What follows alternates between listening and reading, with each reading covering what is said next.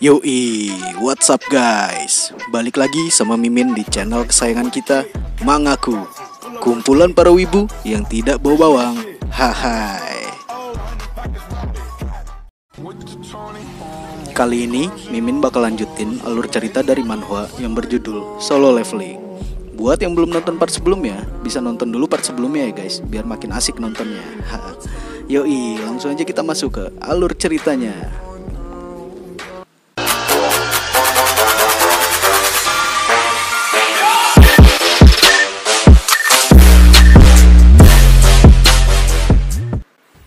Ayahnya Jinwoo berkata, "Gate, lubang besar yang mendatangkan monster dari dalam. Diharuskan keluar dari gate dalam waktu 1 jam setelah mengalahkan bos monster. Sayangnya, aku tidak bisa apa-apa selain terkurung dalam jurang dimensi. Dan rulers yang muncul di hadapanku mempercayakan kekuatannya dan memintaku untuk menghentikan Monarch. Katanya, tidak lama lagi Shadow Monarch akan bangkit. Aku yang terkurung di sini tidak punya pilihan lain dan menerimanya. Dan akhirnya, aku berhasil kembali ke bumi dengan membawa tugas yang berat sebagai utusan rulers. Namun, aku tidak bisa memenuhi tugas itu. Meskipun aku tahu malapetaka umat manusia tertidur di dalam tubuhnya. Tidak ada yang bisa dilakukan selain mengawasinya dari belakang." Ilhwan menjelaskan kalau tujuan utama ruler yang terfokus pada mencegah kebangkitan sempurna Shadow Monarch mulai berubah. Pada akhirnya, rulers memberikan dia perintah baru untuk melindungi Shadow Monarch.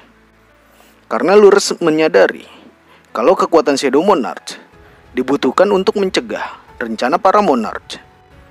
Sosok yang bisa menghentikan pasukan yang dipimpin oleh King of Berserk Dragon. Tapi rulers masih belum yakin kalau rencana ini akan berhasil atau tidak. Karena hasilnya masih belum diketahui Shadow Monarch akan memihak siapa. Dan akhirnya hasilnya mereka dapatkan. Makanya Ilhwan diperintahkan untuk melindungi Sung Jinwoo. Tapi Ilhwan tidak ingin Jinwoo melihat kondisi ayahnya yang buruk saat ini. Jinwoo pun terdiam mendengar cerita ayahnya barusan. Ilhwan pun menanyakan, apakah Jinwoo membenci dirinya? Jinwoo menjawab, "Iya, terkadang." Ilhwan pun langsung meminta maaf karena tidak bisa menjadi ayah yang baik untuk keluarganya. Jinwoo pun berkata, "Ketika aku menjadi hunter, ketika aku selamat dari kematian, bahkan ketika bertemu ibu dan Jin-ah, ayah, aku selalu memikirkanmu. Aku benci karena setiap kali kupikirkan, aku merindukanmu. Bagaimana dengan ayah?" Ilhwan pun terdiam mendengar jawaban Jinwoo barusan. Dan Jinwoo melanjutkan perkataannya, "Apa ayah tidak ingin bertemu denganku? Bukan, maksudku bertemu dengan kami." Ilhwan pun langsung menangis mendengar perkataan Jinwoo dan dia berkata, "Aku selalu merindukan kalian. Bahkan jika kalian tidak melihatku, bagiku sudah bahagia rasanya melihat kalian dari kejauhan." Kemudian Ilhwan pun langsung memeluk Jinwoo dan berkata, "Kau sudah dewasa." Jinwoo pun tak dapat lagi menahan tangisnya. Dan Jinwoo menanyakan, apakah rulers yang sudah memanfaatkan ayah dan membuang ayah ketika sudah menyelesaikan misi? Ilhwan menjelaskan kalau mereka hanya memberi dirinya pilihan. Dan keputusannya melindungi Jinwoo memang tidak salah. Sebelum Ilhwan menghilang, dia mengatakan kalau ingin lebih banyak bicara dengan Jinwoo, menghabiskan waktu bersama Jinwoo, dan ingin tinggal lebih lama bersama keluarganya. Dan Ilhwan pun meminta maaf karena tidak bisa menjadi ayah yang baik. Dan akhirnya Ilhwan pun menghilang dan mati. Jinwoo pun hanya bisa terdiam. Lalu panel berpindah pada ibu Jinwoo dan Jin-ah. Tiba-tiba sang ibu mengajak Jin-ah untuk pindah rumah. Karena sang ibu sudah merasa kalau mereka bisa pindah sekarang. Kemudian kita kembali pada MC ganteng kita. Jinwoo berteriak dan berkata, "Kau mendengar, Monarch? Kalian akan membayar atas tindakan yang sudah dilakukan hari ini." Dan terlihat, kini kondisi Seoul juga masih belum membaik. Ditambah, Thomas Andre juga masih belum pulih dari lukanya. Tapi beruntungnya, para monster sudah berhasil ditaklukkan oleh Jinwoo. Jinchul yang menyadari Frost Monarch yang telah membunuh Go Gun Hye pun bersyukur dan berterima kasih pada Jinwoo karena sudah berhasil membunuh orang yang sudah membunuh Go Gun Hye. Asosiasi Hunter mengumumkan kalau monster sudah berhasil ditaklukkan. Tapi bencana yang sesungguhnya akan terjadi dalam beberapa hari lagi. Karena gate yang ada di sana masih menanti mereka. Dan terlihat sudah banyak berkumpul seluruh hunter kuat di Seoul. Salah satunya adalah Liu Zigang dan Thomas Andre yang akhirnya sudah pulih kembali. Kini mereka semua sudah bersiap menanti dungeon break di sana. Dan tiba-tiba gate tersebut terbuka. Para hunter pun dibuat kaget karena yang keluar adalah pasukan yang sangat banyak. Tapi berbeda dengan Jinwoo yang tidak takut melihat para monster yang keluar dari gate tersebut. Karena para monster yang keluar adalah para prajurit bayangan yang jumlahnya sangat banyak. Kemudian, seseorang merintahkan para hunter untuk melakukan serangan. Tapi tiba-tiba, Jinwoo memerintahkan mereka untuk tidak melakukan serangan. Jinchul pun menanyakan, mengapa Jinwoo memerintahkan mereka untuk berhenti? Jinwoo mengatakan, kalau tidak apa-apa. Lalu, Jinwoo pun maju menghampiri para prajurit bayangan tersebut.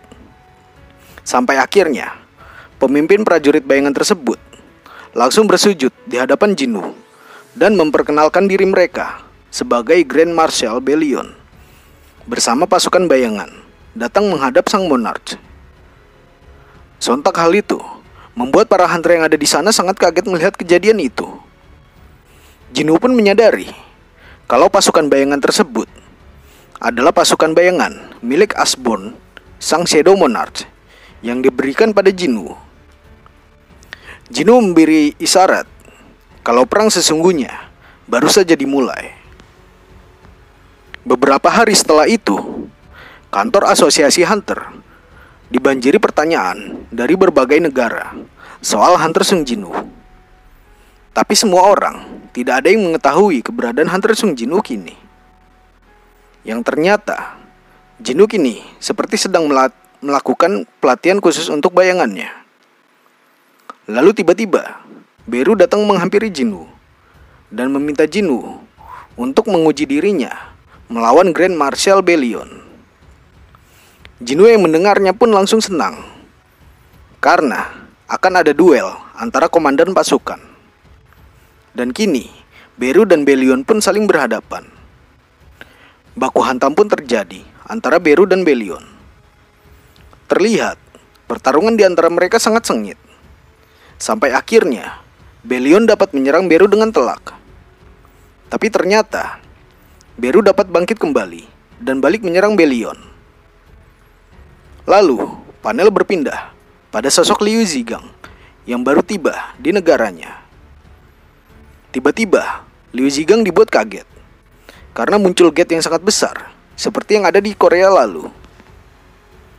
Lalu panel berpindah pada sosok misterius. Terlihat ada seseorang yang sedang melaporkan kalau Shadow Monarch berhasil mengalahkan banyak monarch. Dan pria tersebut mengatakan pada akhirnya Shadow Monarch menjadi musuh dan dia akan menangani Shadow Monarch dan memerintahkan yang lainnya untuk diam. Lalu dia memerintahkan pasukannya untuk bersiap perang. Kita kembali pada pertarungan antara dua komandan bayangan Jinwoo. Terlihat Beru sudah berhasil dikalahkan oleh Bellion. Tapi Beru meminta pada Jinwoo untuk melanjutkan pertarungannya karena Beru merasa masih bisa bertarung. Kemudian Jinwoo menanyakan mengapa Beru ingin sekali berada di posisi Grand Marshal? Beru pun menjawab, karena Beru ingin terus berada di samping Jinwoo. Jinwoo pun berkata, Grand Marshal itu seperti tangan kanan. Apa tidak mau jadi tangan kiri? Beru pun terus memohon pada Jinwoo untuk melanjutkan pertarungannya dengan Belion. Tapi Jinwoo meminta Beru untuk diam. Kemudian, Jinwoo menanyakan sesuatu pada Belion. Kalau yang Belion layani sekarang bukanlah Shadow Monarch sebelumnya, apakah para pasukan yang lain merasa sedih karena tidak bisa bertemu dengan si Asbone?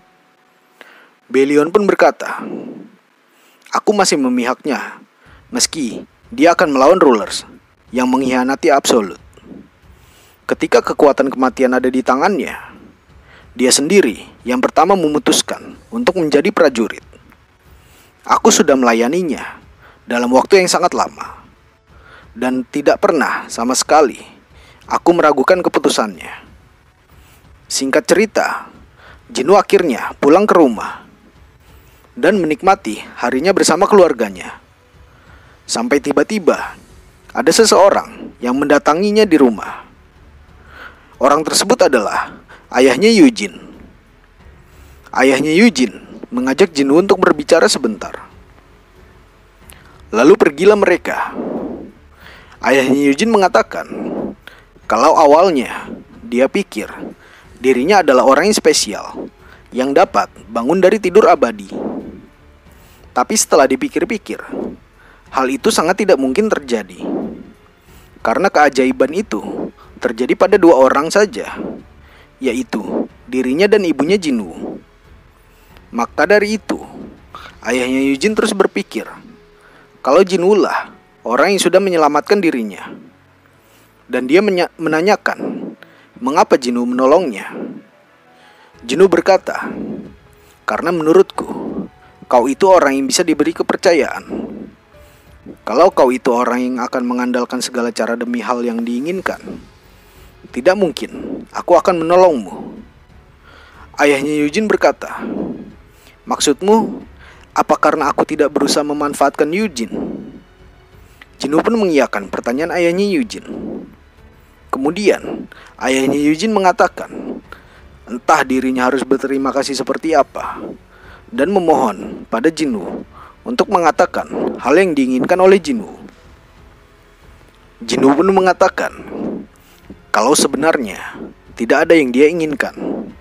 Tapi Jinwoo meminta kalau sewaktu-waktu terjadi sesuatu pada dirinya, Jinwoo meminta agar ayahnya Eugene dapat menjaga ibu dan adiknya. Ayahnya Eugene pun berjanji akan menjaga mereka. Lalu panel berpindah pada kantor Asosiasi Hunter Korea. Terlihat, kini mereka sedang membahas gate yang berada di Cina baru-baru ini. Dan ternyata, gate yang muncul bukan hanya di Cina, melainkan ada 8 gate yang muncul di seluruh dunia. Jinchul menanyakan, apakah gate tersebut sama seperti gate yang ada di Korea? Jinwoo pun mengatakan, kalau gate tersebut berbeda dari gate yang ada di Korea. Bisa dipastikan kalau gate yang muncul saat ini adalah musuh. Lalu tiba-tiba Jinwoo berkata, Ketua, apa kau mempercayaiku? Jinchul pun mengiyakan pertanyaan Jinwoo. Lalu Jinwoo mengatakan akan memperlihatkan sesuatu pada Jinchul. Kemudian Jinwoo langsung menyentuh jidat Jinchul dan langsung memperlihatkan semua kejadian-kejadian. Lalu Jinchul pun sangat kaget setelah mengetahui itu semua. Karena menurutnya, selama ini dewa sudah memberikan sejumlah manusia dengan kekuatan spesial. Dan karena itu, dia pikir manusia harus menghadapi monster demi melindungi umat manusia. Tapi kalau yang diperlihatkan Jinwoo barusan beneran, maka kesimpulannya, selama ini cuma kesombongan belaka. Dan Jinchul sudah salah paham tentang segalanya. Jinchul masih sangat terkejut dengan hal itu dan menanyakan, apakah Jinwoo yakin akan menghadapi musuh yang mengerikan seperti itu sendirian. Jinwoo mengiyakan pertanyaan Jinchul. Lalu Jinchul bertanya, "Kalau begitu, kami harus bagaimana? Bagaimana cara kami membantumu?" Beberapa hari kemudian, tibalah Jinchul di acara perkumpulan berbagai negara. Lalu Jinchul menghubungi Jinwoo dan melaporkan kalau dia sudah berhasil mengumpulkan perwakilan negara sesuai permintaan Jinwoo. Kemudian, Jinwoo pun langsung tiba di sana. Dan tibalah saatnya Jinwoo menjelaskan pada dunia. Jinwoo berkata, ini akan menjadi masa yang sulit untuk semuanya. Tidak satupun manusia bisa berpaling dari peperangan ini. Nanti mereka akan muncul dan menghancurkan segala sesuatu. Lalu salah satu orang meragukan perkataan Jinwoo dan berkata, "Apa maksudmu? Kau ingin kami mempercayaimu? Bukankah itu berarti hunter level negara tidak mungkin bisa menghentikannya?" Jinwoo pun menjelaskan kembali, ratusan beast yang lebih kuat dibandingkan Kemis akan muncul. Mereka ini malapetaka terbesar bumi. Bahkan mustahil untuk hunter level negara menghentikannya. Tapi mereka tetap tidak mempercayai perkataan Jinwoo dan meminta Jinwoo untuk menunjukkan buktinya. Jinwoo pun mulai serius dan memunculkan Gate, lalu menjelaskan kalau musuh kali ini dapat menciptakan Gate di mana dan kapanpun. Jumlah pasukan mereka sangatlah banyak. Dan waktu yang diberikan pada kita cuma untuk menyaksikan kedatangannya.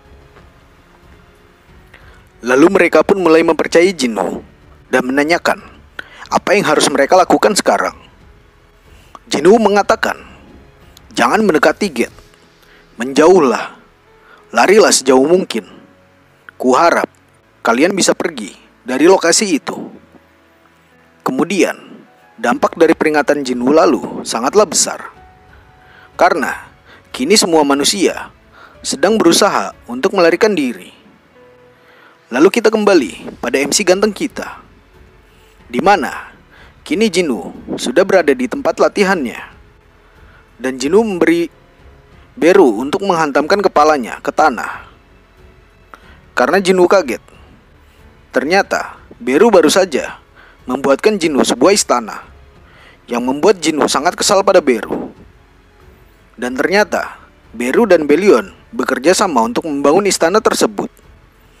Belion pun ikut menghantamkan kepalanya ke tanah. Kemudian Jinwoo menanyakan sesuatu pada Belion.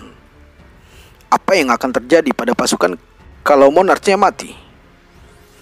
Kalau aku mati, apa kau sebagai Grand Marshal akan mengambil alih pasukan bayangan? Belion pun menjawab, kalau hidup kami bersama sang monarch, kami juga akan kembali ke Paan ketika sang monarch mati.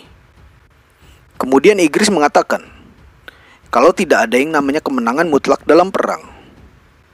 Lalu Jinwoo menanyakan, sebesar apa perbedaan pasukannya?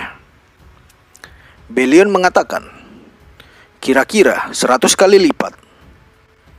Lalu panel berpindah pada sosok hunter rank S bernama Jay Mills. Dia tidak menyetujui peringatan dari Jinwoo. Dan seseorang menanyakan, kalau hunter level Sung Jinwoo sudah memberi peringatan, bukankah kita tidak boleh mengabaikannya begitu saja? Jay pun berkata, tidak peduli sekuat apa dia, bukan berarti semua perkataannya itu mutlak.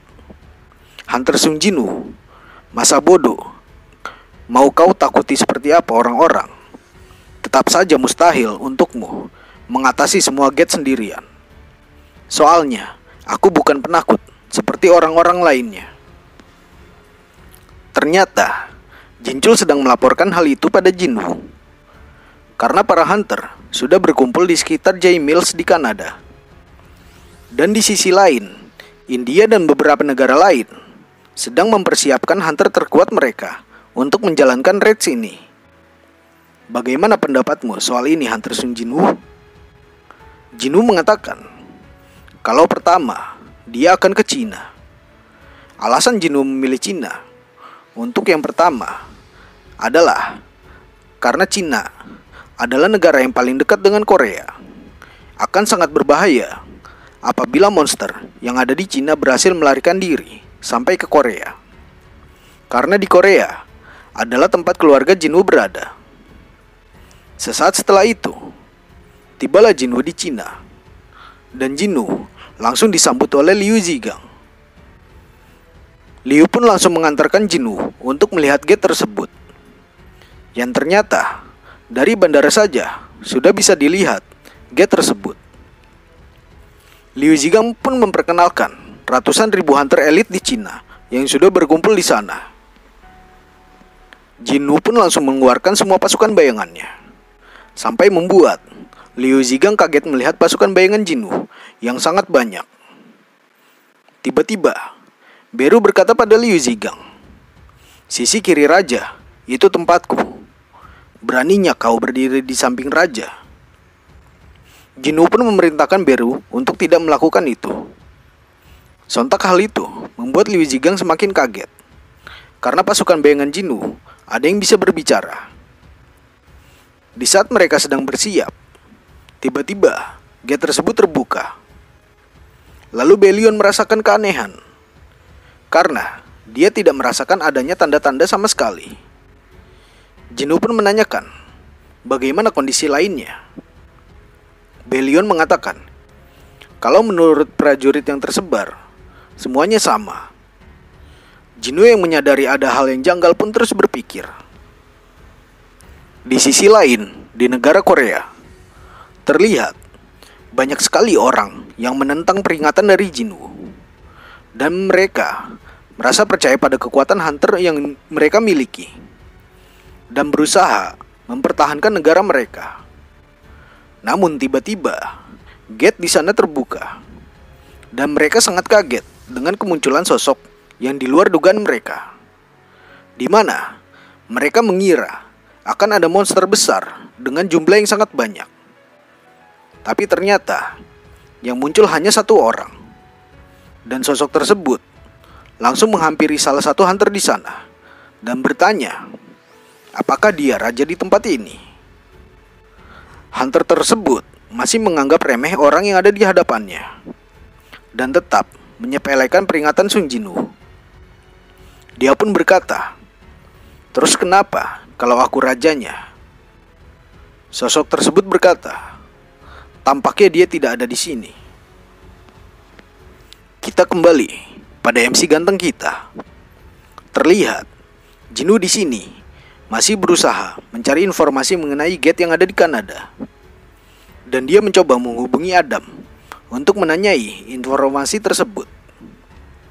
Jinwoo pun kaget mendengar kalau Adam sekarang berada di Kanada. Adam menjelaskan kalau dia tidak bisa duduk diam mengabaikan situasi di Kanada. Dan ada banyak agen termasuk dirinya yang dikirim ke sana. Jinwoo pun menanyakan apa yang terjadi perubahan pada gate di sana. Adam mengatakan kalau gate kosong sama seperti di tempat lain. Jinwoo pun lega mendengarnya. Tapi tiba-tiba Adam mengatakan kalau ada sesuatu yang muncul dari dalam gate. Seorang manusia muncul dari dalam gate. Jinwoo yang menyadari itu bahaya langsung memerintahkan Adam untuk lari secepat mungkin dari sana. Adam mengatakan kalau hunter kelas atas langsung menjadi abu. Jinwoo pun terus meminta Adam untuk segera lari secepat mungkin meninggalkan tempat itu. Adam terus menjelaskan kalau kini muncul naga dengan jumlah sangat banyak dan ada beast juga. Semua jenis demonic beast berkumpul di satu tempat. Kemudian Jinwoo mencoba menyelamatkan Adam dengan mengirimkan prajurit bayangannya untuk teleport. Namun di saat mereka ingin melarikan diri, tiba-tiba sosok itu muncul dan berkata, "Dipikir kau mau kemana bayangan?" Adam yang berada di sana sangat kaget. Dan sosok itu langsung menyerang prajurit bayangan Jinwoo dan juga Adam. Jinwoo yang merasa rencananya sudah gagal pun sangat frustasi dan terus memikirkan cara untuk menghadapinya. Dan terlihat sosok tersebut sudah berhasil menghancurkan tempat itu dengan pasukan yang sangat banyak. Dan dia memerintahkan pasukannya untuk menghancurkan segalanya. Ternyata dia adalah salah satu monarch. Lalu panel berpindah pada David. Terlihat David kini sudah pasrah dengan keadaan dunia saat ini, di mana berita soal kehancuran Kanada sudah tersebar dan tinggal menunggu waktu untuk para monster sampai ke Amerika. Lalu tiba-tiba Jinwoo muncul di sana. Kehadiran Jinwoo di sana karena ingin meminta sesuatu pada David. Jinwoo meminta runestone yang ditinggalkan Kemis. David menanyakan, untuk apa Jinwoo meminta runestone itu? Jinwoo mengatakan kalau dia akan menggunakan runestone itu untuk menyerang balik musuh. Lalu David memberikan runestone itu pada Jinwoo. Tapi Jinwoo ada satu permintaan tambahan. Dan ternyata Jinwoo meminta untuk bertemu Nyonya Selner. Tujuan Jinwoo menemui Nyonya Selner untuk meminta Nyonya Selner melihat masa depan milik Jinwoo. Kemudian Nyonya Selner mencoba melihat masa depan Jinwoo, dan Nyonya Selner berhasil melihat itu dan menanyakan apakah Jinwoo berniat untuk menanggung beban ini semuanya sendirian. Nyonya Selner pun menangis dan berkata, "Bagaimana bisa Seseng menanggung semua beban seperti ini? Kamu berniat mengorbankan diri sendiri demi menyelamatkan yang lain." Jinwoo pun menjawab, "Syukurlah, itu berarti aku bisa melangkah sejauh itu." Nyonya Selner yang mendengar itu pun marah dan berkata, "Syukur apanya? Kamu akan bertarung sendirian dan takkan ada yang mengingat semua itu." Jinwoo pun pergi dan berkata, "Maaf mendatangimu tiba-tiba dan meminta sesuatu seperti ini." Sesaat setelah itu, Jinwoo sudah berada di atas gedung. Dan Jinwoo langsung menghubungi seseorang. Dan ternyata orang itu adalah kesayangan Mimin, yaitu Cha Hae-in. Di sini, Jinwoo meminta maaf karena belakangan ini dirinya sangat sibuk sampai tidak bisa menemui Cha Hae-in. Jinwoo berkata kalau mereka akan bertemu di lain waktu. Cha Hae-in pun mengiyakan perkataan Jinwoo. Tapi Cha Hae-in tiba-tiba berkata, "Jinwoo, bisakah kamu berjanji padaku untuk benar-benar datang menemuiku?" Jinwoo pun mengiyakan dan memastikan untuk menemui Cha Hae-in lagi. Dan terlihat seluruh hunter di dunia sudah bersiap dengan pertempuran mereka. Lalu sosok tersebut muncul dan dia berkata dengan menggunakan telepati, "Aku di sini. Sudah puluhan juta nyawa sesamamu mati. Mau sampai kapan kau bersembunyi seperti itu?" Jinwoo pun menjawab, "Sebentar lagi kutemui kau."